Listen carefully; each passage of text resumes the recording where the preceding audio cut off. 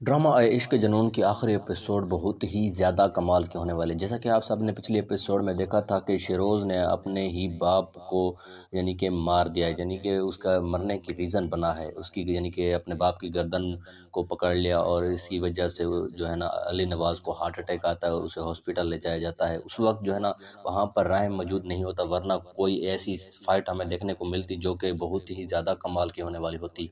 मगर फिर जब ऐमन अली नवाज़ को हॉस्पिटल ले जाती है तो वहाँ पर जब राहिम को पता चलता है कि उसका बाप हॉस्पिटल पहुँच चुका है तो वो दौड़ता हुआ भागता हुआ वहाँ पर हॉस्पिटल पहुँचता है और ज़ोर ज़ोर से चिल्लाने लग जाता है कि बाबा कहाँ है।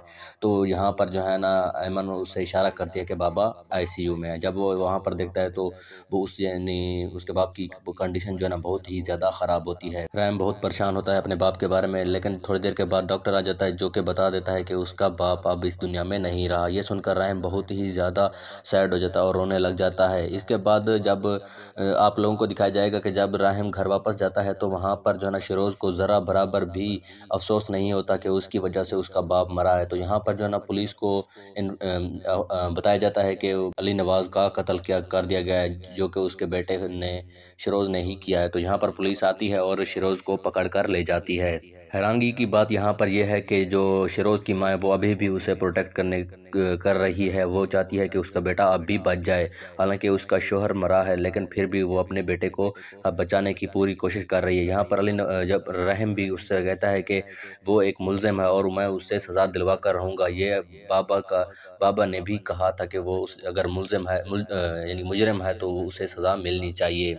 इसके बाद आप लोगों को दिखाया जाता है कि इस मामले में जमाल को इन्वॉल्व करना शुरू कर देते हैं। कहते हैं कि तुमने एक जो है ना स्टेटमेंट देनी है जिसमें तुमने शिरोज़ को बचवाना है। पुलिस में जो है ना पुलिस वाले में भी कोई एक जो है ना उनके साथ मिला हुआ होता है, तो वो जाता है और तस्वीर दिखाता है शिरोज़ की। जमाल को कहता है कि तुमने इसके मुतालिक गवाही देनी है, वरना तुम्हारी माँ को हम मार देंगे।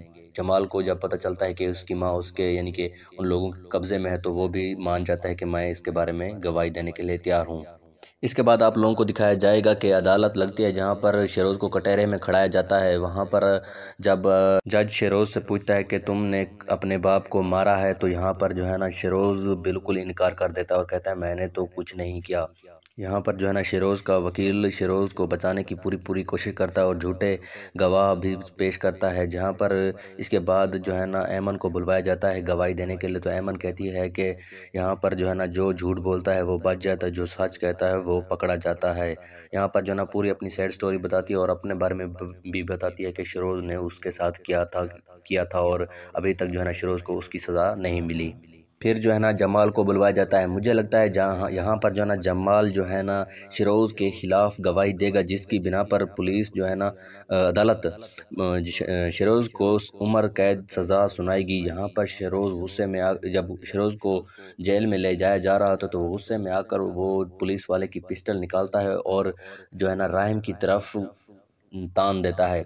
क्या लगता है कि वो जो है ना अपना आखिरी वार जो है ना राहिम पर करके ही जाएगा या नहीं? इसके बारे में अगर आप लोगों को कुछ भी पता है या आप प्रेडिक्शन देना चाहते हैं तो कमेंट में ज़रूर बताइएगा। मुझे ऐसा लगता है कि वो यहाँ पर गोली मार देगा और जो है ना यहाँ पर राहिम की माँ यानी कि आफ़िया बेगम सामने आ जाएगी और ये गोली उसे लग जाएगी।